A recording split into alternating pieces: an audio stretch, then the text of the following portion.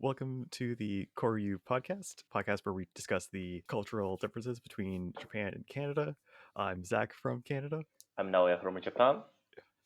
and this week we have a special guest, Ernest Keung. Do you mind just introducing yourself? Yeah, sure thing, guys. Thanks for having me. Good morning and good evening, wherever you're listening to. My name is Ernest Keung. I'm Canadian, but I'm in Japan right now. And I just want to say thank you guys for having me on the podcast as a guest. I've actually never done this before, so this is a brand new experience for me.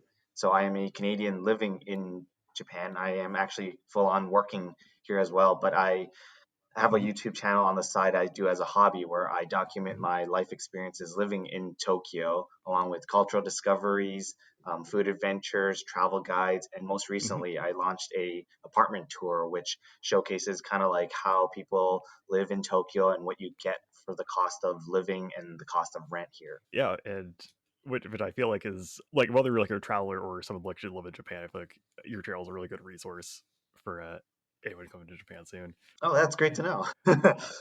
Yeah, I'm glad these for videos sure. are Like making its rounds, and people. I'm hearing the quality's changed quite a bit since I started from my first video to like yeah, now, definitely. which is like I think I've made 40 videos. Most of them are all pretty bad, but Wow. they get better over No, time, I would say which is the goal.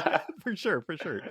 Yeah, and one of the things that really frustrates me about like your videos, especially, is you cover a lot of places that people don't normally talk about in Japan. So it's really great for I guess getting outside just like the normal kind of tourist Mm, destinations. yeah, definitely. Yeah. Because I think it's a interesting place with where YouTube has come, right? I mean, you have all these big Mhm. channels now, and everyone's made all these great, amazing videos for all the popular places that most people if they've never been to, they've kind of heard about living outside of Japan. But then Mhm. now that I'm living here, I'm also seeing all these local places I've never really been to myself. So it's almost like you make videos Mhm. about them, but then no one's ever heard about them, so they're not always searched. And then when you make Sure. videos about more popular places, you're competing with the bigger channels. So it's like really an Yeah. interesting mix of how you get yourself out there. Yeah.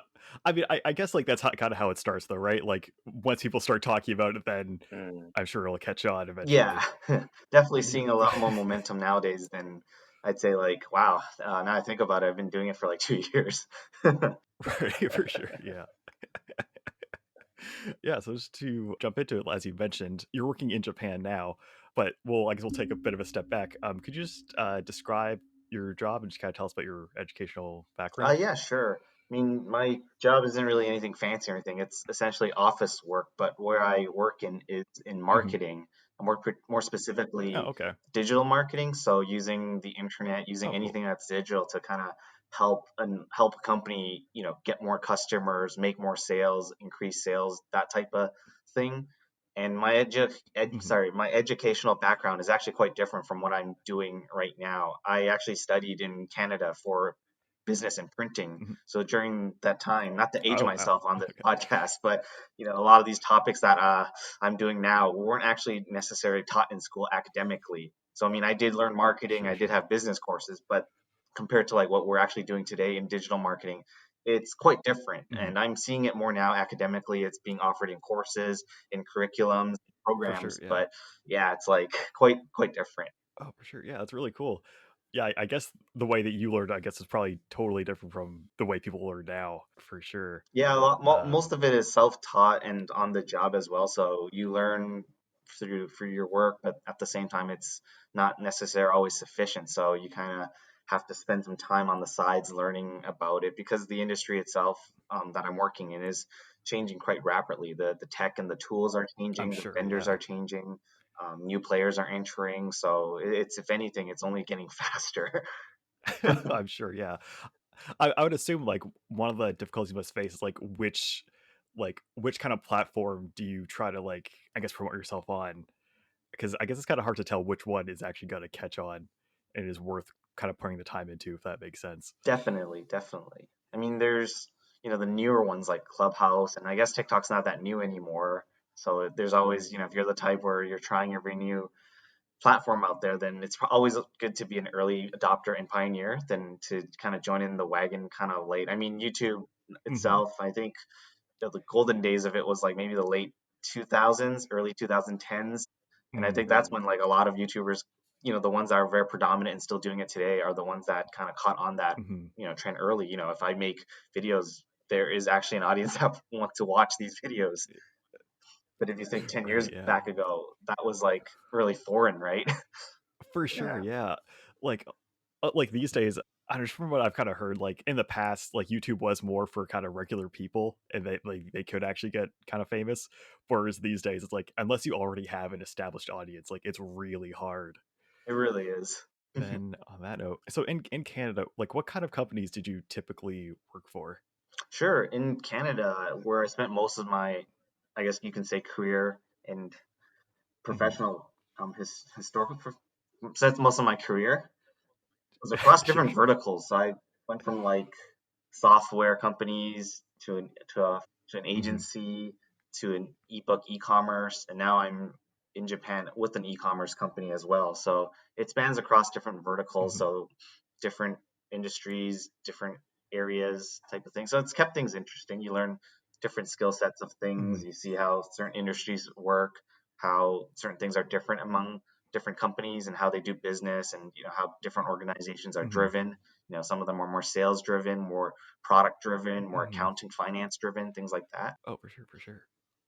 And then, so when you reflect on your experience in Canada, like, would you say it was overall good, or or maybe some parts that were maybe not so good, I guess.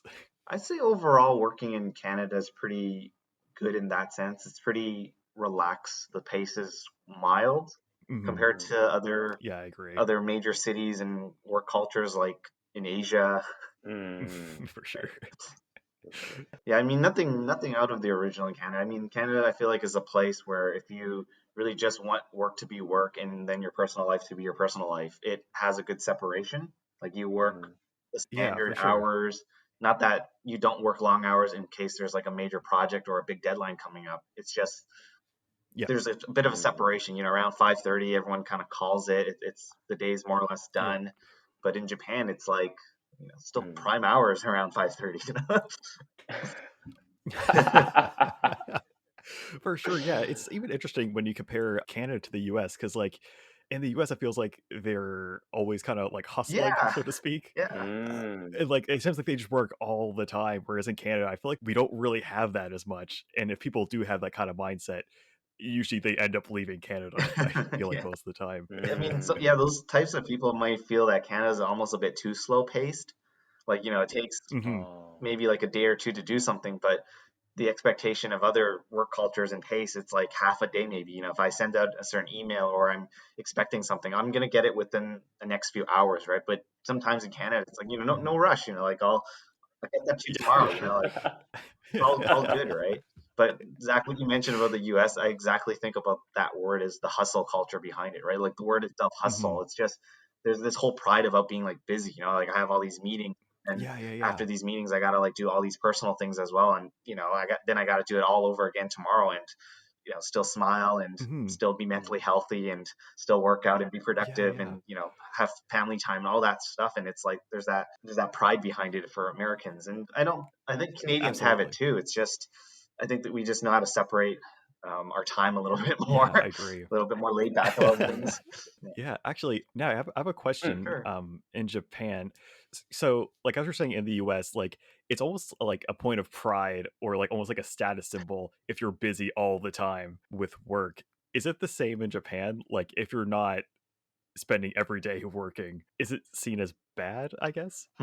Good question. I mean, I've been here for about 2 years now, and I do work for a more modern global type of company. So it is not as traditional. So Hmm. I may not be the best representative speaking about how a traditional Japanese company operates. But here, yes, people are busy, but I don't think there's that kind of pride in itself or that kind of like Hmm. status symbol. It's just kind of an expectation in Japanese culture that you are busy, right? Hmm. Like you're busy at work, your kids are busy with club activities, your spouse Sure, or sure. significant other is busy with housework and stuff. So it's just kind of an expectation, but no one kind of goes into the office talks about like, yeah, I was so busy this week. I took the kids here, I went hiking, and then I got this big project done. It's just kind of like, Yeah, yeah, yeah, you expect it. And I think yeah. it's just kind of seen in a cultural thing that busy is good in Japan. Hmm. Would you agree, Naoya? Yeah, I agree with that. I think. Yeah. But it depends. It also depends on the place where you live. I think in Tokyo, and I'm living in Osaka, so people in Osaka usually looks like busy, and also they kind of like they try to be busy. I think. Yeah. I think there's a bit of that in Japanese culture too, where you have to kind of create a facade or an illusion that you are busy too. Not to like speak ill of the culture, but there is that too. I've seen in kind of in the office where it isn't that necessary when it's so busy. It's just that sometimes that, let's say, the work culture, your team or your boss or manager hasn't left yet because maybe they're busy or maybe they're not. They just don't want to maybe go home. They like the work or they like staying in the office because their boss hasn't left. So it starts this kind of I guess chain effect, right? Or a ripple effect if you call it. And then everyone kind of just stays put and opens Excel and kind of like, okay, I guess I have to just look at this data for another 2 hours before I can leave. But it's not really due. I'm just gonna do it because everyone else is still working on something, so I better look like I'm working on something. Like, Alex, do you think all Japanese people are punctual? Oh, punctual as in like they're on time or on time? I say majority of Japanese people I've met from friends or from work are quite punctual. I think it's just built into the culture, the way things are scheduled. When I first moved here and I was catching up with a few friends, and this was pre-COVID days, I remember like Zach. I don't know, maybe it's a Canadian thing.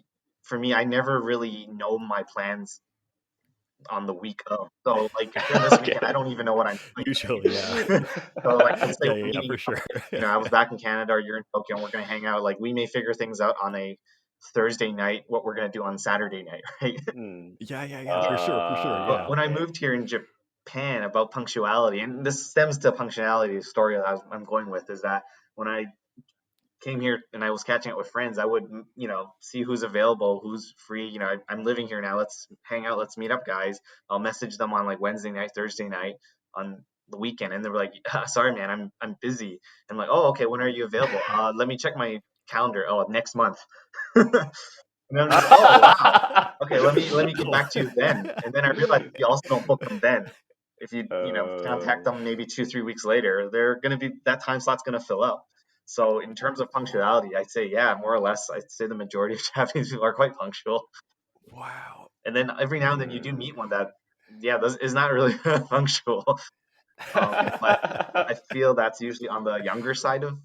Oh, sure. Maybe they're still kind of going through school, they're going through their internship or, doing the whole abroad thing. So, time itself doesn't necessarily apply. Sure, yeah. Yeah, I mean, I guess like in general, like I guess maybe regardless of culture, but like once you get older, like it does become kind of more difficult to have like those kind of spontaneous plans. Definitely. So, yeah, I guess there's probably an element to that too. Yeah, I think as you get older, there's more of an expectation of just being on time about certain things, right? Yeah. I mean, you guys mentioned this. We're starting at a certain time, and it's really, I think, you guys are having me as a guest. The least I can do is really just show up on time, right? No worries. Yeah, no worries. Yeah, there's definitely been like many times where like I've been later, now you guys been late. Yeah. Getting back on track a little bit. Sure. So when initially like sparked your, I guess, interest to move to Japan? Sure. I mean, I was always quite fascinated about the place, the culture behind it. I've traveled quite extensively here. I think not to sound like overly crazy, I've been to Japan over like dozens of times as a visitor and a tourist, and over like a span of decade, I've almost traveled here once every year. So it was one of those things where I think every May I would try to book a couple weeks coming to Japan just because the weather was nice, just at the start of Golden Week, and always just had like a really good experience here. And I thought to myself, it's like every year I'm spending all this time and money to come here.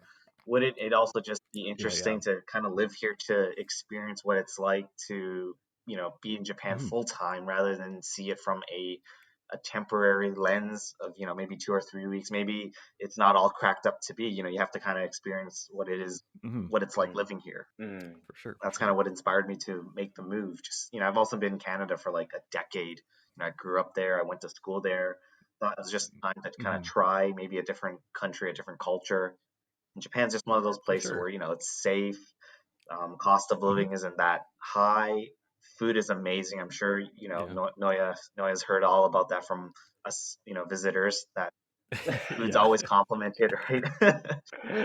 Yeah, I feel like that's, I definitely relate to that. That's basically the same reason I'm going to be moving to Japan for a bit too, is just because, I know I've been there not quite as many times, but I've been there a few times now, and I've always wanted to try living somewhere else, because same thing for me. Like, I've lived in Canada forever. It would be interesting to see, try living somewhere else for a bit. Yeah, definitely. I think when this whole kind of pandemic / crazy times is over, just looking forward to when you're here, Zach, in Tokyo. Yeah, it should be great. Like, I think really for anyone, I like, if you're able to, like, I think it's a really good experience to try living somewhere else, because I feel like it really just kind of, honestly, opens your mind, but it kind of just gives you like a wider perspective, perhaps. Yeah, kind of like a wider perspective. Yeah, exactly. I feel like it's just opens up your world. Yeah, I think it's just exactly. Yeah, I think it's just a really valuable experience to have. Definitely. Makes life worth living, makes life interesting. Life's short, sure, yeah. It's getting to the point where like the days are being blurred into weeks, and feel like, do what you can to just squeeze as much as you can out of life. For sure, yeah. And well, I guess now, yeah, it was probably the same for you. Like, before you moved to Canada, I'm sure you had the same kind of idea where you lived in Japan forever, so like, why not try living somewhere else, right? Yeah. Like, when I came to Canada, like, I felt like I broadened my horizon. So like, yeah. So it's totally different. Like, I think typically, like, people in Japan don't really have opportunity to talk to like people from another country. So, but in Canada, I think, in the train, I can see like a lot of people from, originally from like another country, like which is like an immigrant. So For sure, yeah. yeah. So, and then like they are so accepting. Like, if I lose the way where I want to go, they usually help me out. And then like Japanese usually do, like, when foreigners ask them how to go somewhere, but they cannot really speak English usually, but they try to like like asoko there, Sure. like Yeah. like that. Yeah. Yeah. So yeah, it's totally different. Yeah. I was so excited. Yeah, actually, I want to come back. I want to go back to Canada someday. Oh, I'm glad to hear it. Yeah. Someday. Yeah. Yeah, for sure. Like, I'd be surprised if someone tried living abroad and they ended up regretting it. Like, I've never heard of someone having that experience. I have heard from a few friends that went to Japan. They studied a bit, they were into the culture, but once they started living here, and this is just from stories I've heard from them, and also some other stories I've heard from friends of other friends, but I'd say it's not necessary for everyone. And I know this podcast, this is what we're talking about. So I think if I can kind of shed some light or provide some insights on, Sure. not always it being cracked up as it is. It's just that, I don't think everyone always gets the best experience too. I think it's good to just, whenever you're going abroad anywhere, is just try to keep an open mind, remember why you're kind of doing this, and then if it doesn't turn out the way you expected, then at least you can say you've done it, you've tried it. There, you live with no regrets, right? But I've had some friends where they've kind of like struggled a bit to kind of fit in. It can be kind of lonely, and this is ranging from people who I've heard that too. Exactly, right? And this is ranging from people that move here to maybe try teaching English first to see where they can get their foot in the door elsewhere, or people that started here actually doing office work as well. And I think it's usually mostly the English teachers that tend to struggle a bit more because the salary isn't that great. So for any listeners out there that are considering coming to, whether it's Korea or Japan, If you're teaching English, then the Mhm. salary is going to be a little bit more limited than what you may get home. Yeah. And then on top of that, they're sending you to places that aren't necessarily exciting, like Osaka, Kyoto, or Tokyo. You may be living in like Yeah. 2-3 hours outside of these major cities, and you need to dedicate Mhm. like a weekend or a day, full day, to just go to the city to have Yeah. fun, right? So it's not Mhm. necessary for everyone. And some of my friends that actually came to Japan and they lived or they spent some time living here, I think the big difference is usually I've noticed is whether they can speak Japanese or not. And usually the ones that can't speak Japanese will Yeah. have a I more, agree. Mhm. how do I put it, isolated experience, because they're not Yeah. Mm. Yeah. they're not adapting as well. They're not using the language. They're not kind of fitting in. So there's Mhm. frustrations about it, right? Mm. Absolutely. Yeah. Mm. I guess maybe I should have said if you have an interest of living abroad, Yeah, yeah, you yeah. should probably do it. But yeah, I mean, you bring up a really good point, because that's actually something we haven't really talked about on this podcast too much yet. Is that like of course Japan's a great country to live No in, doubt. but there are definitely, like, if you kind of romanticize Japan, you might want to kind of temper your expectations a bit, Mm. especially if you are like going to teach English, and that's like your plan for the long term, might not turn out how Mm, you want, especially because like if you teach English, like you're kind of limited to just teaching English unless you are like fluent in Japanese and you have a degree in something else. It can be pretty tough, especially if you don't live in like one of the bigger cities too. exactly. I think for me, when I moved here, I was very psyched when I got the opportunity and things were confirmed. I was Hmm. just ecstatic, but I also kind of, not to create set over expectations, but I kind of just told myself, Hmm. when I move here, things could be crazy. I could be working crazy hours. I could be in the office all Yeah. day. So I have to kind of have that expectation in mind, but know that like I'm going here for the best reasons because I want to experience it. But granted, it can be a very complete experience from what I expected, right? Thankfully, that hasn't been the case Yeah, for for me. I've sure. been kind of lucky in Glad that to hear sense it. where my work isn't as Hmm. demanding. The hours aren't necessary as long as what most people living in Japan experience. So that's Hmm. been that's been good for me. I That's great. can Yeah. Mm. get a little bit of the Yeah, foreigner experience here, or the expat. for sure.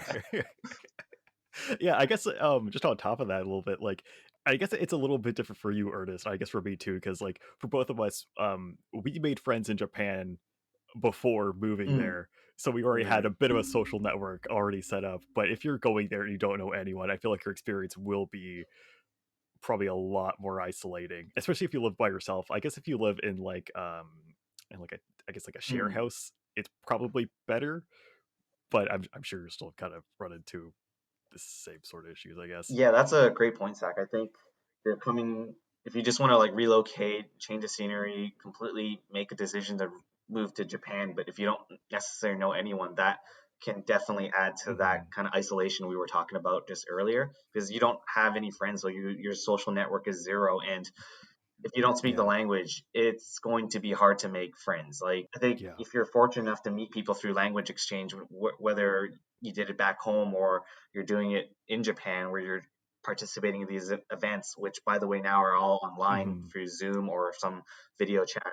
Yeah. So you can still meet people, but now you lose that kind of personal interaction and you're speaking with Yeah. them in Mm. person. So it becomes harder to make friends, right? And in Japanese, like Hmm. Noya's mentioned, not everyone speaks a certain level of English, and it varies a bit. So Hmm. even then, on top of that, it's like you're meeting people that may not necessarily also want to learn English, or they're Hmm. open to kind of speaking with English speakers, right? At Yeah. least for me, over the earlier years when I was traveling here, I always found it was hard to make friends. Like you'd go shopping, you talk to the store person, and they're really friendly, and I'm speaking like basic Japanese, and you want to kind of exchange contact, or hey, I'm here for like 2 weeks, do you want to hang Mm. out? You Yeah. always Yeah. kind of Yeah. get a like, oh, I'd love to, but I can't, I'm busy. And then it's like, oh, okay, you don't really Yeah. see much of it, but once you kind of make some Japanese friends through language exchange, whether they've traveled abroad and then Yeah. you travel back to Japan to visit them, I feel like they're Mhm. been more open about that, and they're more open to hanging out. Yeah. The Mm. friendships kind of preserved. But I always thought like naturally it was and organically it was harder to just make friends in Japan, especially if you don't speak the language. Absolutely. Yeah. For sure. Especially too, like if you're just traveling there, there's definitely lots of meetups you can go to in Japan as well. But like it's a lot harder in those situations to make, I guess, like longer lasting, I guess, kind of connections. Because like once you leave Japan, like it does become a lot more difficult. Definitely. Yeah, so for sure, like leverage any sort of like local like language exchanges you can, because I mean it's a great way to improve your Japanese, but it's also a great way to make friends too. So Definitely. definitely really I think recommend it. some of all the good friends I've made over the more recent years were actually from language exchange, both English speakers and Japanese speakers. So, Mm. like you mentioned, Zach, Mhm. you can learn the language and it's great. But through that kind of shared group, you also just meet people with common interests, similar passions, For things sure. like that, and so many things involved. Like we're speaking on this podcast right now, but if we didn't meet in the language exchange, I don't really think this would have happened, right? Exactly right. Yeah, Yeah. exactly. Yeah, it's funny because like I mean you're really right because I met both of you I think within like a month of each other at the same language exchange. So really, like if it were for that, this podcast would not be happening right now, True. for Right, sure. for sure, yeah. So it's almost like this podcast is sponsored by that exchange group, right? I feel like we really should because like also up to this point our two other guests were people I also met at the same language exchange. But that's how I it feel like starts, I I think, feel like I right? owe them You for gotta bring sure. on the Yeah. guests that have an interest and want to talk about Japan, right? Exactly. How did you find your job in Japan? Because when you're not trying to find like an English teaching job, it definitely is a lot harder. So what was your experience like? Sure. With myself, I was looking on LinkedIn and different job boards Hmm. to find opportunities in Japan because for me, it isn't so much that it's not that I don't want to teach English or anything. It's also I looked at it, well, I've worked 10-ish years or a decade in Canada. Hmm. And as I mentioned earlier in this podcast, is I'm in digital marketing. So it's almost like do you Hmm. almost want to kind of throw away a good solid 5-10 years of work to go teach English. Like if you Hmm. really want to experience Japan, I highly recommend it. Like do what you can to be Hmm. here, right? Do what you can to get here. Yeah. And English teaching English could just be a stepping stone. I've had friends come here to teach English and they've moved on to like bigger things. They've got onto like freelance projects. Hmm. They've launched their own kind of site, their own products, things like that. So there's Hmm. always a way if there's a will, with that good old saying, right? For me, For sure. particularly, I was looking in both ways, both internally. So back at home in Canada, I worked Hmm. for a company that was bought by a Japanese company. So it was Oh, okay. technically the I guess you can say the parent company was a Japanese company. So I Hmm. through a colleague who recommended me the site because I asked him if there was opportunities to kind of work abroad or at different Hmm. offices, and particularly in Japan. So he sent me a link, and I kind of just looked through roles internally. So for me, I actually transferred in from company to Oh, okay, company. cool. So I'm not an expat or anything. I just ended up being a full time Right, right. in Mm. Japan. But at the same Oh, time, that's awesome. I was looking elsewhere, like I mentioned, on job boards and LinkedIn, just to kind of see what was Hmm. out there for office roles, marketing roles, things like that. But I kind of got lucky. I transferred internally. Yeah, Mm. for sure. That's I actually, yeah, that's another really great way to move to Japan if that is something you're interested in. Is if your company is a Japanese company and you're working for their branch in your country, or if you're like working for an international company that just has a branch in Japan. It's another really great way to get there, and I think it would be in most cases it is definitely easier than if you're just like coming new into a company. So yeah, really try to not that you can't do Mhm. it without transferring, but I feel like it does make it easier for For sure. sure, for sure. And I think it's just a matter of exploring all the options that are available. If you're already working for a Yeah. particular company and they, like you mentioned, Zach, if they so happen to be either a Japanese company, or two, have Hmm. operations or a branch in Japan, then there's that chance or opportunity that could be around the corner, right? I think one thing that helps in my, Absolutely. in my experience is, I mean, my just for the listeners here, my current role in Japan doesn't require using so much Japanese. I work more on a global facing team. But I think in my experience when Oh, I okay. was looking for work was having knowing Japanese is going to make a big difference whether you Absolutely, get an for sure. opportunity. So if you are looking to transfer, let's say if the company you're working for has a branch in Japan, chances are they're probably operating in Japanese, right? So if you're wanting to Yeah. transfer to join that team, you probably are expected or need to speak Japanese. Yeah. Absolutely. Yeah, just to speak that a little bit more. So, like, I used to work for a Japanese company, and actually had the opportunity to visit my company's headquarters in Japan last time I was there. And so it's actually in its industry, it's the biggest on the planet. But even at their headquarters, there was only two foreigners working there. So, like, even those situations, like you really do have to know Japanese. And like even so, I was thinking about transferring there for a little bit, and but at the roles I was looking at, like knowing English was definitely an asset, but for sure, like knowing Japanese was way far and away a bigger requirement. And I feel like that's the way it is for most places. Especially they usually require like at least N2. Even better if you know N1. You might be able to get away with N3, but I feel like your chances are definitely less. But Ernest, could you speak to that a little bit more? Like when you were looking for jobs, like what level of Japanese did they usually look for? Great. Yeah, I can speak to that. It depends on the role itself. Most of them required Japanese, and depending on their job descriptions, they wrote it very clearly. Usually, I think the job descriptions where they write a Mhm. certain N requirement, N certification requirement, usually they're more, they Mhm. kind of know what to expect in terms of the, let's say, how do I put it, a foreign worker coming in. So they kind of know based Sure, on sure, that. sure. And then I've also seen some jobs where they list business level requirement in Japanese or fluency in Oh, Japanese. sure, So sure. I've Right. seen that kind of part. I think the one, in my experience, when they list business level, that's when it's like really quite serious. Like you need to For be sure. speaking on a Absolutely. native Yep. level. You can handle business conversations. You can read and write and present to other Japanese speakers without causing confusion. You can communicate clearly. And then I think with fluency, it more or less kind of depends because it's kind of loosely written when I see fluency, right?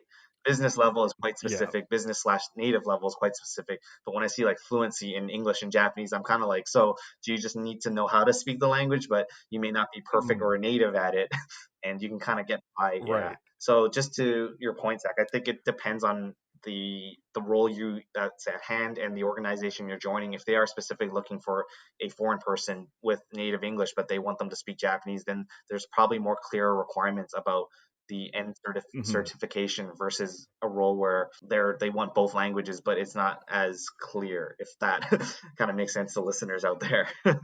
Yeah, for sure. Yeah, I guess I guess I should probably clear up. I didn't really introduce it, but so when we're talking about the N levels, we were talking about the JLPT or the Japanese Literacy Proficiency Test, which so there it goes levels from 5 to 1, one being the basically fluent. Yeah, so usually they require like N2 ish. And yeah, I guess even like when I think of job searching in Canada, I guess I never really think about it like having English as a requirement. Of course, it's something that's like I really have to worry about. But just like thinking about my old company, like we had lots of people there where maybe like they were based in Quebec, let's say, and they were of course fluent in French, but maybe like their English wasn't so good. But the job titles will still say like it requires English.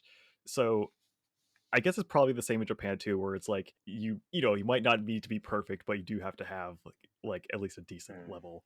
And it really is on kind of a case by case basis. So I guess like it doesn't hurt to apply, even if you think maybe you're not quite at that N2 level or N1 level. Yeah, just give it a shot, I Yeah, think. definitely. I think if you have the skill sets, and from what I see in at least in my industry and what I'm also seeing in the especially in the tech side, so com sci, programming, data science, things like that, for listeners who are in this field, there's a very big demand for that across the world, and it's very noticeable in Japan. And I'll give an example that I Mhm. see Amazon's always looking for these type of roles. So Amazon is definitely growing Mhm. in Japan. So it depends on more of that role where do they need someone with the skill set more or the language requirement more.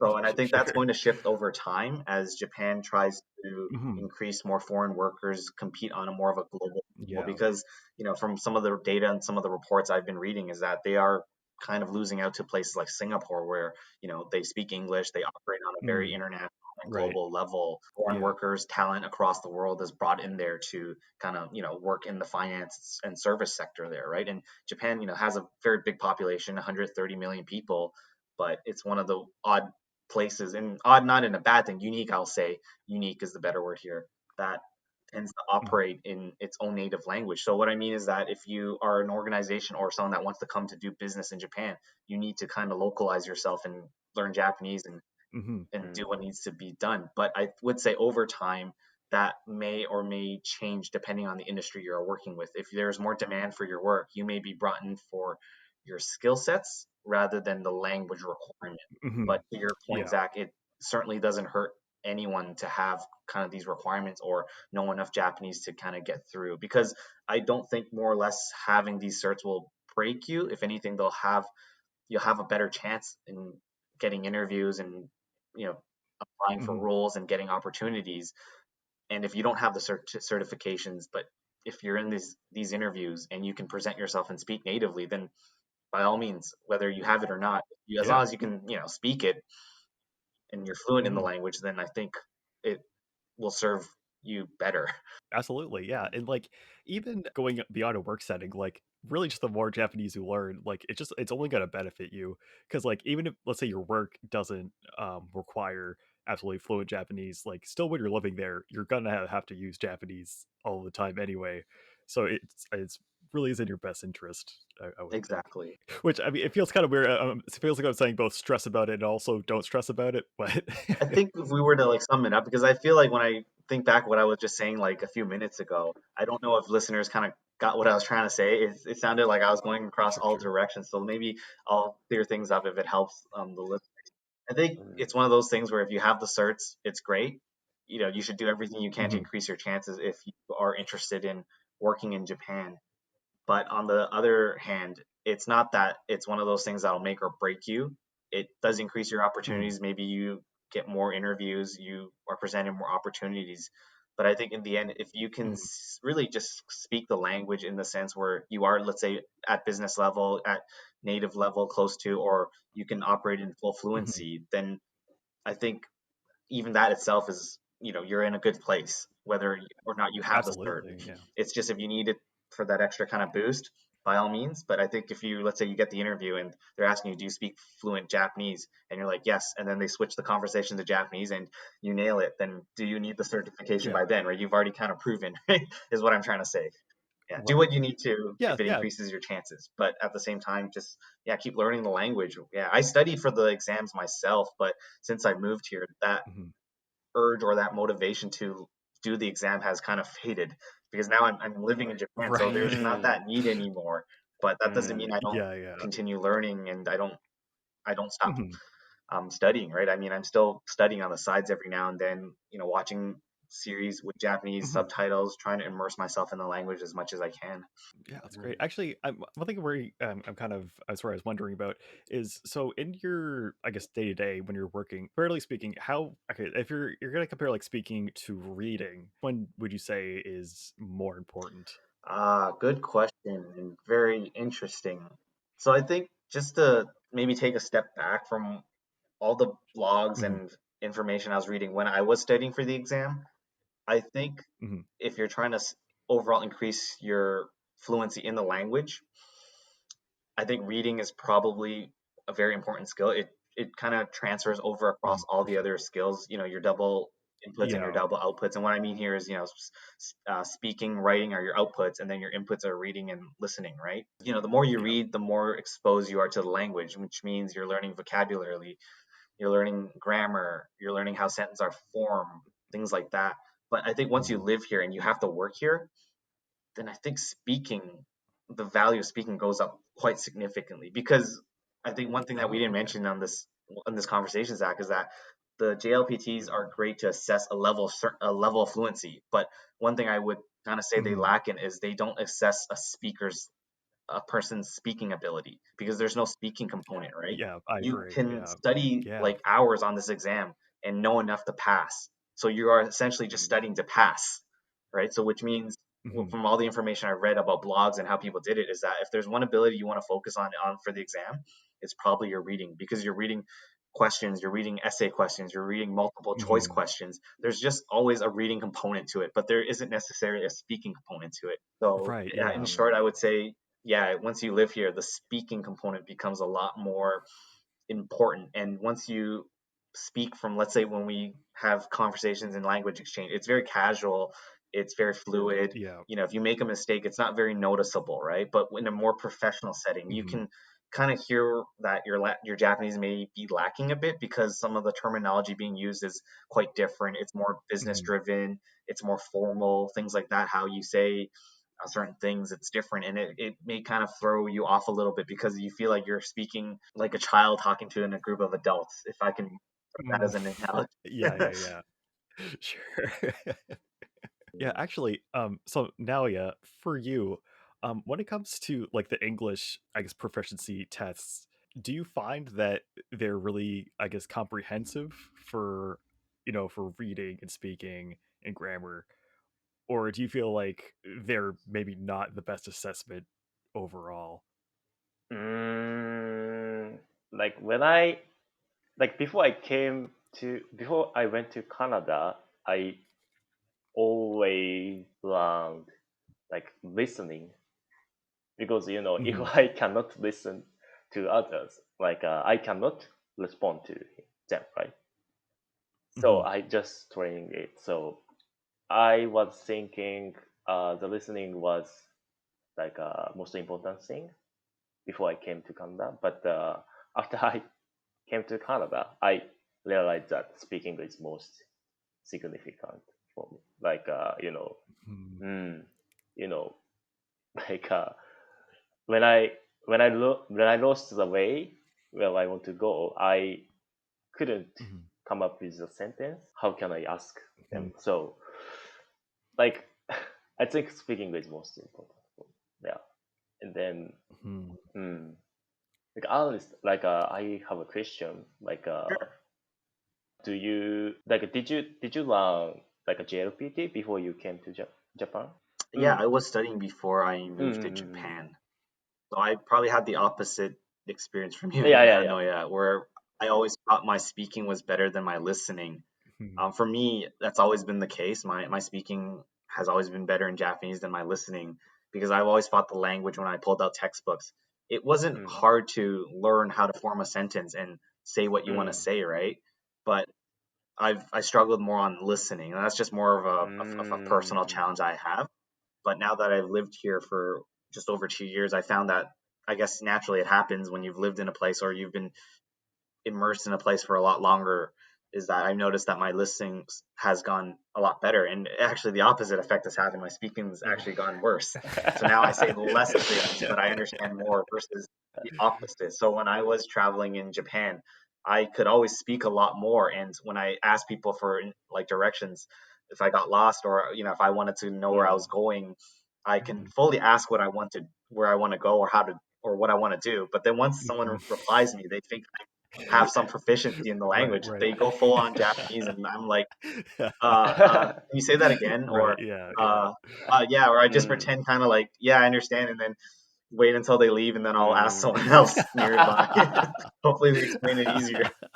But I understand, yeah. So it's interesting, where the skill comes in, right? It's hard to say like which one for me is more valuable in sense. I think both play kind of a role, like For Noya sure. said. Yeah, Like for if you're just there as a beginner, I think probably listening is probably more important because you can probably get by with saying less, but you probably will have more challenges if Yeah, you that's really true. just don't understand a lot more, Yeah, right? that's a good point. And that Yeah. has been my own experience traveling in Japan, is not knowing still what people are saying, or when the train announcement has a delay and you're kind of sitting there wondering, and everyone's getting off the train to go to like a different platform. And you're kind of like, what's going on?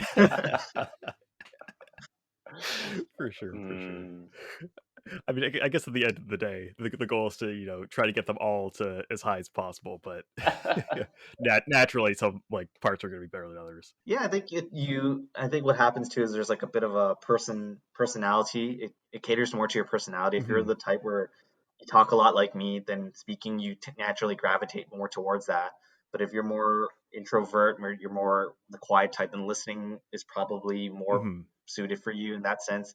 Not that you'll naturally be good at it. It's just you're probably more how to put it, more, you have more affinity to it. It comes to you more naturally because you spend more time just listening to people, so your listening skill gets better. For sure. Or if you're the type where you love posting about your life on Instagram or something, and you are the type where you want to do it in Japanese and English, so your writing will probably be more refined than someone who tends to just speak more. Mm. For sure. Yeah.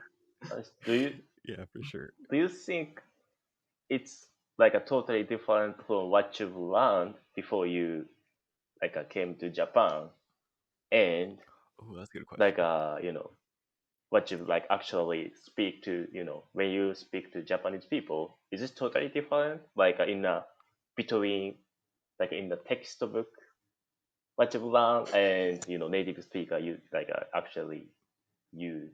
Is it totally different? Yeah, definitely. Like, I'd say even before I moved here, when I was doing language exchange and I was studying in Canada, I noticed it was quite different.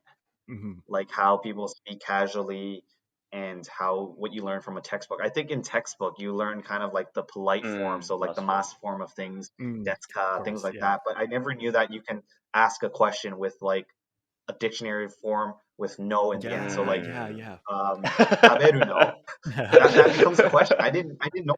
I always thought it was like tabemasu yeah, ka, right? Or more rudely taberu ka, right? Right? Things like that. Like it always had to have like the question mark particle behind it, or but that was kind of like an eye opener for me when I was speaking to like people in language exchange, and then when we exchanged contacts and we hung out and we exchanged messages, that was the way how casual and how different things were. And I'm sure that's the same experience you have in English. Like textbook English versus casual conversational English is probably, it's a bit of an exaggeration, but it's probably different languages, right?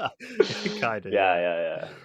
It's same as my situation. Like when I came to Canada, I couldn't listen to others, and then like I always learned like with the textbooks, so it was totally different. So I think, and then actually Japanese is actually I'm teaching Japanese to foreigners. So actually when I like read through the textbook, like for Japanese learners, it was more different from maybe the textbook in English.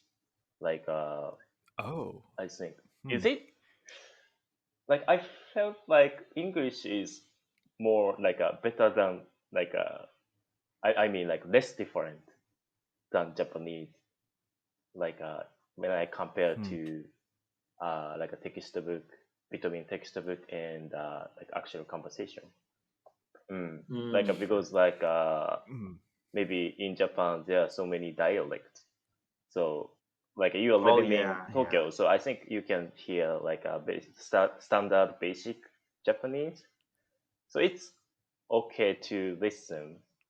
But I'm living in Osaka, and then when I speak like a local language, it's I think when I speak it to you, I think it's totally different. Like most of Japanese learners cannot that's for sure too. listen to it, I think.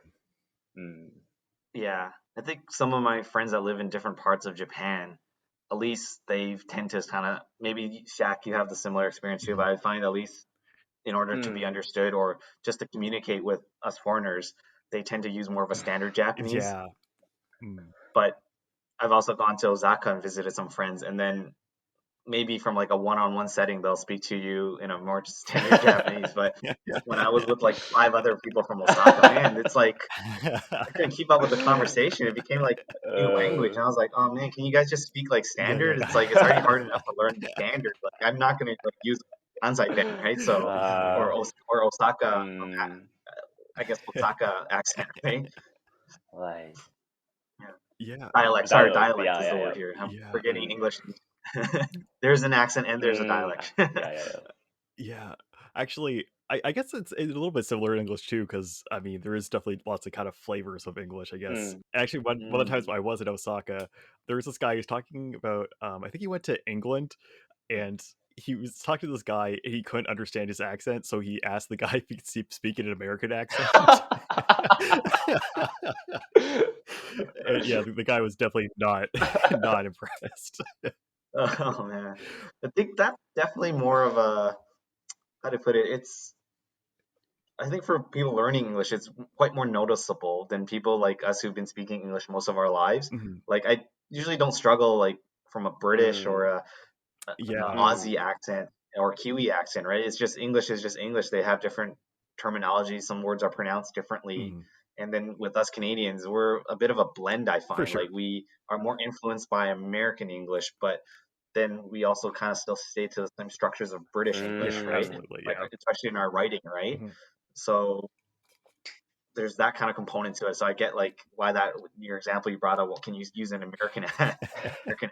But I find like at least with Japanese speakers, they definitely notice a little bit more. Like some of them have been abroad to like different Commonwealth places, Mhm. right? Like they've been to Aussie, Kiwi, New Zealand, Mhm. and then I met them in Canada, and then they'll tell me their experiences, how things are different, the culture, the English, the terminology of certain things, like something we don't necessarily think about. It resonates with them a lot more Mhm.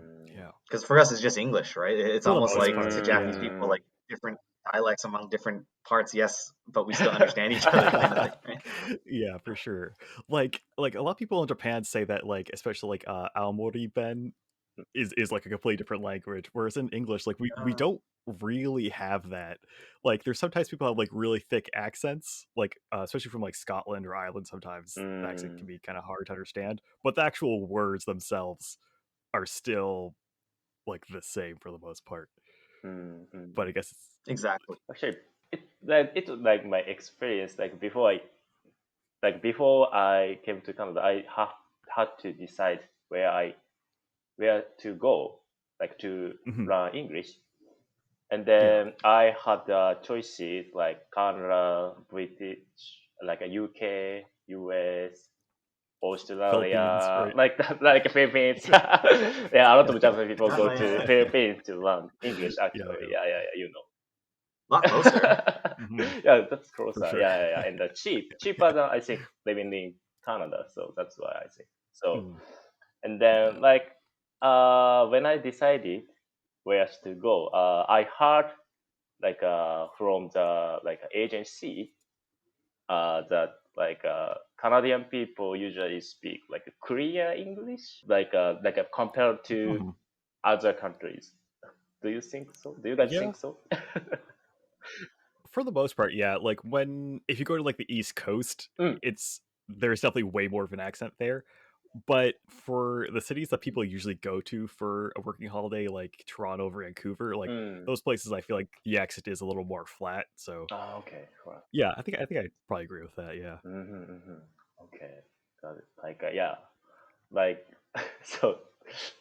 Is it like I just wondered if Canadian people just think about it before I actually people in Toronto usually out of there are so many immigrants in Toronto, so Mhm. like they each have like different accents. So Mhm. yeah. That's why just I was wondering if you guys think about it or not. So Yeah, I mean, I think one thing that often for Canadians and some parts of the US as well, like we usually sometimes we'll even say like we have no accent, mm, which isn't really correct. Like no matter where you are, like you have an accent mm, from that region. yeah. But yeah, Mm-hmm. it's definitely something we think about for sure. Yeah, Like I don't consciously think about it because I've been there so long in my life. But what's noticeable is when you notice like a Brit or an yeah, Aussie, absolutely. Mm, then that's when it's kind of then you ask them what were you from, and I still kind of sometimes get it wrong, where I thought Yeah. someone was from one or the other, and they're like, no, I'm from the UK, man. It's almost like some kind of Yeah, for sure. insulted, right? Jokingly when they play it off, right? But yeah, I think if you spend so much time in Canada and US, which are so kind of close together, and the English is Mhm. similar in some levels or enough, you don't consciously think of it so Yeah. much. And like to your point, Zach, is that you almost think it's normal English, and Mhm. you don't necessarily hear an accent. But Yeah. then once you travel and other people hear Canadian mm, English, and then they kind of hear an accent from you Yeah. because here, like I have certain multilingual friends as well too, and they tend to kind of throw in like jokes about Canadian English, right? It's like, oh, that's just a Canadian saying, like we don't do that. Yeah, for So sure. yeah, Oh, okay. I guess to move things along a little bit. So what has your kind of experience been working for a Japanese company? I know you said that for yours in particular, it is kind of more globally kind of influenced or focused. But was there still things that kind of surprised you, or things that are just very different from how things are in Canada? yes, definitely. Like I mentioned earlier, I still work for a Japanese company. It's a little bit more modern and globalized in that sense. So Mhm. I work on more of a global facing team. Most of the people I work with are actually foreigners, so there are people from all over the world. I mean, we have one person that's Japanese, but everyone else is like from a different part Oh, of the cool. country, and or sorry, different part of the world. And I'm the token Canadian on this team. But one thing that still is different to what you're asking, Zach, is really just the work culture here in Japan is still very noticeable. So what I Mhm. mean is that there tends to be a lot of meetings. And I thought, back in Canada when I was doing work, I thought there was a lot of meetings, but here in Japan, there's really a lot of meetings, like meetings on top of meetings. And one thing that's really striking to me is in these meetings, you tend to have people that may or may not necessarily be in your field or in your industry or have experience or expertise in what you're doing, Mhm. but they tend to have a saying in it. So I think before I moved to Japan, I knew that the Japanese environment or work culture was very consensus based. Yeah. So if you're the top of your industry, you're the head of, let's say, product or head of something, and you should be technically the one making the call on these things. At least that's kind of what I've known in working in a Western culture society. Yeah. Someone, whether a decision comes from bottom up or top down, someone should be making kind of a final Yeah, take on it based on for sure. the level of expertise, right? But here it's like, no, let's get 13 people in a room, the head of product, the head of something else, other people from other departments who aren't necessarily heads either, but let's all get us in a room, let's whiteboard this, let's workshop this, and they'll hammer out something until like 13 people agree on. Mhm. So that was surprising, but at the same time, like having all these meetings was kind of new to me. Sure. So the consensus part wasn't surprising because I heard about it, but Mhm. what's surprising is how that consensus driven base work style is applied into having so much more meetings. There Yeah. tends to be more daily stand-ups, so you start your day having a meeting to talk about what you're going to do in the day, Mhm. which was not something I did Yeah. in back in Canada. And if I did that, it was for a very serious project with a very tight deadline, so that Mhm. every day you need to know what you're doing. Yeah. But I think with Japanese, it's more of a casual type of thing, right? And if I apologize if I have the wrong term, but it's like chode or asakai, Yeah. right? Like morning meeting, right? It Ah, essentially it I see. means, right? And I think Yeah. you see it if you travel in Japan. Like if you walk past a department store before 10 p.m., usually on the lobby, there's a whole team that's assembled. They're going to talk about, what's the priority today, what we need to do, what product we need to push. We're low on perfume sales, so we need to bring it up, I see. I things see. like that. Like you talk about your day to day. So yeah, that was kind of a thing. What else? I'm just thinking on top of my head because it is a bit of a different experience. Mhm. I think emails is one thing I noticed too, where Oh, I okay. think when you write in English emails, there's not that much formality, but in Mm. Japanese emails, what I've noticed is you tend to always introduce yourself, even if you've already in an existing thread with someone, or you haven't Mhm. communicated with that person for like maybe a month or so, you reintroduce yourself again. Mhm. So that was kind of interesting. Like you always say, my name is so and so, I'm from this department. And then you write what you would like them or what you need help on or what the email's about. And then after you would write, I look forward to working with you. Let's continue this Yeah. Yeah. Yeah. prosperous working relationship. Right. And, Right. and then in English, you just don't really write that in work emails because Yeah. it's Yeah. just extra text, right? For So sure. interestingly enough, when I talk to some Japanese colleagues who are also native in speaking in English and they prefer actually writing in English emails because for them, they're like, man, I just waste so much time writing a Japanese email when I can write the same email in English and cut like a third of the text Right. and get it done half the time, right? Yeah. So yeah, meetings, the decision making process and communication style is quite Yeah. different. That is really And interesting. one thing I'll probably say too, and this might not be fully applicable, Mhm. is I think Japanese companies tend to prefer using internal tools because Oh, okay. Japanese companies are huge, right? They're huge conglomerates. They have Yeah. all these tech, all these support from different resources and teams. So rather than adopt a tool out there, like let's say if you're looking for like a social listening tool Mhm. or a web analytics tool or an app analytics tool, it's just like, hey, why don't we build one instead?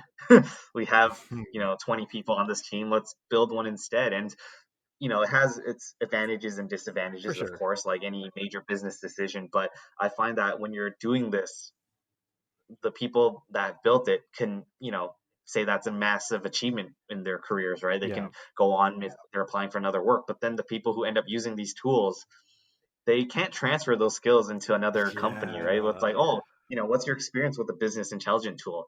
Oh, I use this tool at my old company called so and so. Oh, great. How does it work? Oh, we this and this and this. So would you be proficient with this tool? Oh no, I've never used it. Oh, okay. Hmm. Yeah, that's really interesting because like I would think in that situation, if you're coming into a new job, I would hope at least that they wouldn't expect you to know how to use their internal tools already. Or is the expectation that you should already kind of have a grasp on it? Like I'm sure. There's probably a lot of onboarding involved. Oh, sorry, Zach. I didn't mean to cut you Oh off. no, it's Please okay. go It's ahead. okay. Yeah, I was just gonna say that like What was the rest of the question?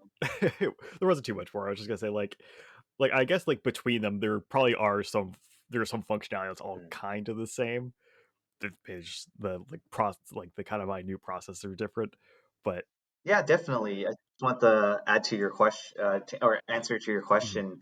I think there's always going to be an onboarding process. Every company does things differently. mhm, So whether you join or not, they're going to have a certain way of mhm, communicating, certain tools they use, whether the previous company you were using Gmail versus Outlook or right, Slack versus an internal messaging system. So that's not too hard to kind of learn and adopt, but I think it's usually when the tools you need to do your day-to-day stuff, your data analysis, where to find things. Yes, like you mentioned, these tools should functionally serve that certain purpose where, you're segmenting or isolating or pulling data at some point. But if you're used to how a certain tool does it, and certain tools just tend to just do it better, they do it either faster or mhm, they're easier to navigate, they're more user friendly, things like that. But I think to your question, there's always going to be an onboarding type of thing. So for sure. I don't think companies can kind of expect people to go from one in-house tool to another kind of in-house tool. You're just going to have to kind of adopt, right? Sure, sure. Unfortunately, for better or worse, right? Yeah, because I guess you can't really have just like have the foresight to know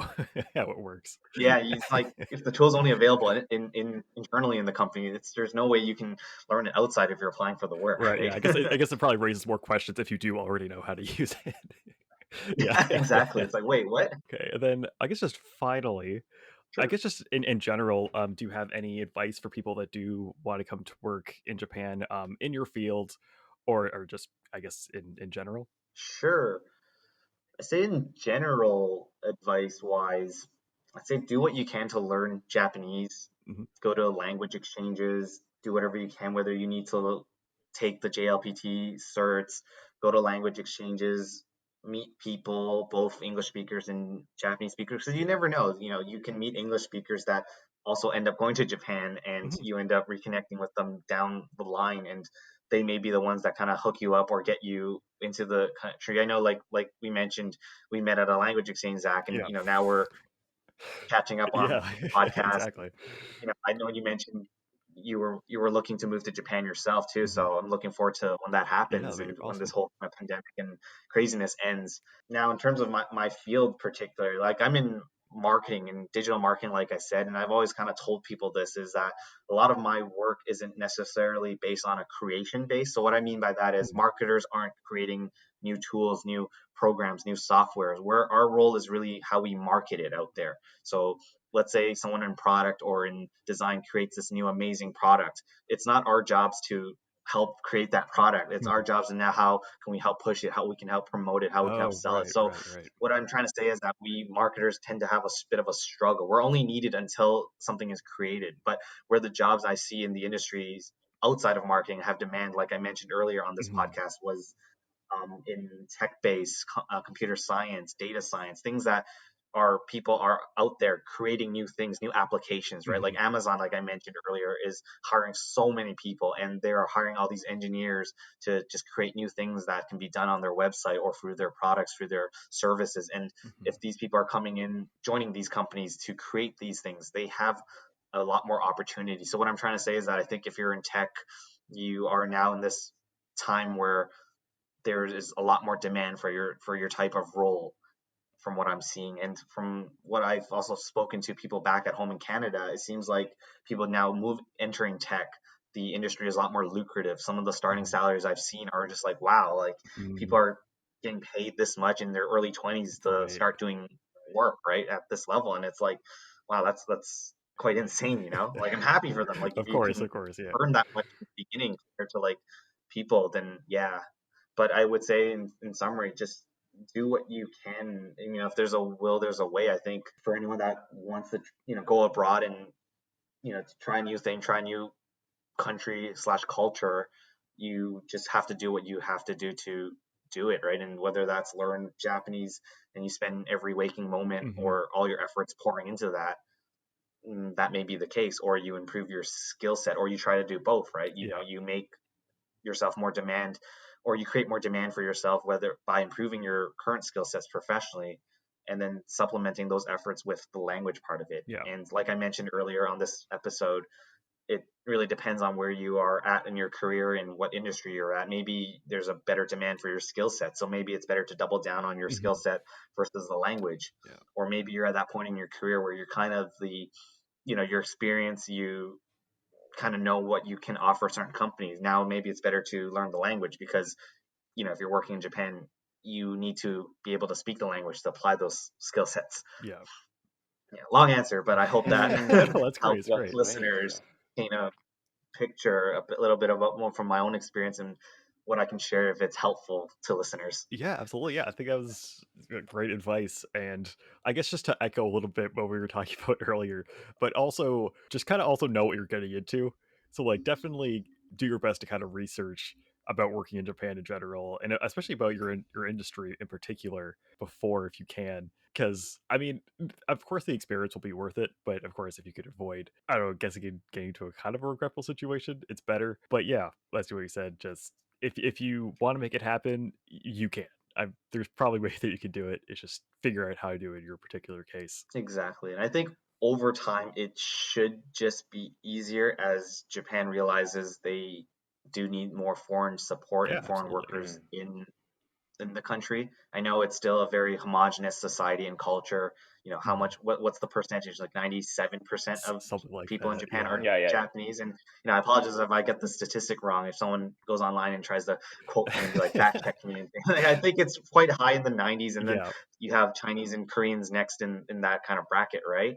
But it's still quite different from a lot of Western societies where, like Noah mentioned, it's a melting pot, right? There's so many immigrants coming from all over different parts of the world and different walks of life. But Japan is really one of those places that's still has to kind of understand and go through that transition, right? As the population ages and the birth rates are dropping, maybe it's time to kind of open up the borders to kind of bring in people. And if anything, Englishization, globalization, that trend's still moving forward. And anything else above that is just things are just moving faster than ever before. There's just so much information.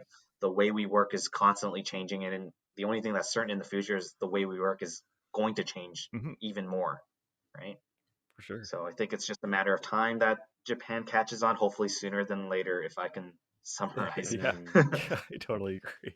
Yeah, actually, Naya, for you, have you noticed a change like over time with the amount of like foreign workers in Japan? I don't really feel that.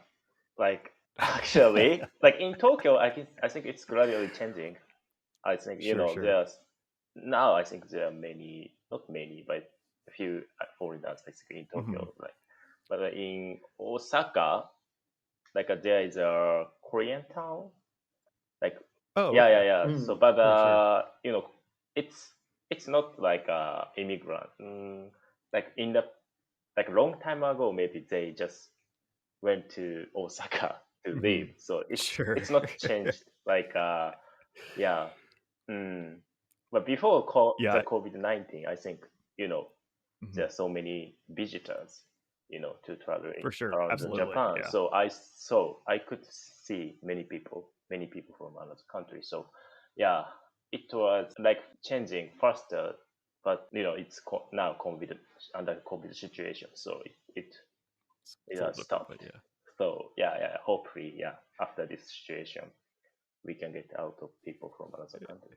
Yeah, for sure. Right. So I guess it's summer. Once we get back to normal times, it should start to get a lot better. And Yeah. Wonder what the new normal will be though going forward, huh? I think Japan, I have this feeling that not much is really going to change. I don't know how things are on your end in Osaka, Noya, but I found that in Tokyo, offices have still been like running fully, like despite cases been going up, right? It's just people still going into the office. So I think, once people are vaccinated and everyone's safe, I think Japan's just going to go on and about like before, now that things are safe. But I think what I'm seeing in the Western world and how companies are operating, there's probably going to be a new way of how people are working. It's more going to be based on flex, whether you want to voluntarily come into the office or work at home at your comfort because you have some things you need to take care of that day.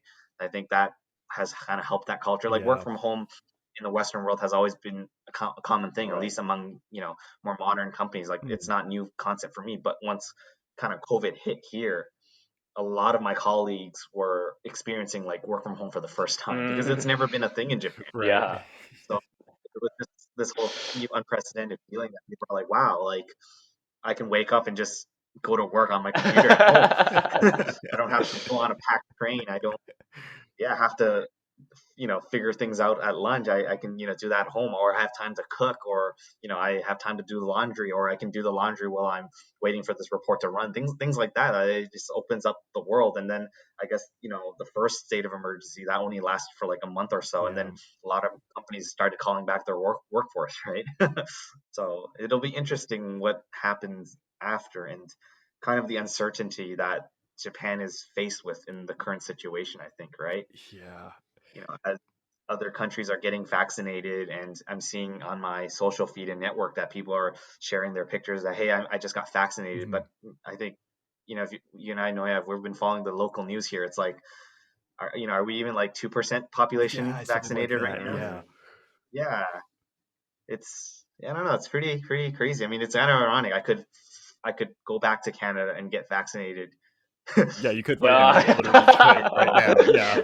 But it wouldn't be worth it because of the ticket price, and then the quarantine and the logistics behind it doesn't make sense. But I just thought, ironically, wouldn't it just be more effective and faster? I did that, right? Yeah. Yeah, for sure. All right, so that's where actually we're going to end things for this week.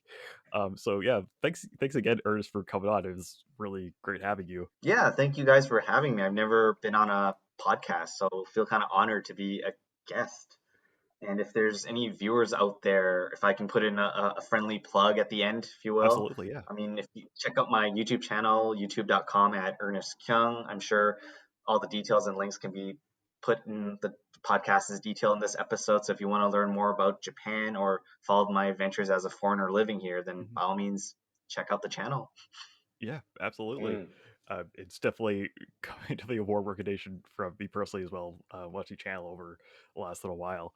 Yeah, so then I guess, also for our podcast, you could find us on Spotify, YouTube, Apple Podcast, you name it, we're probably on it.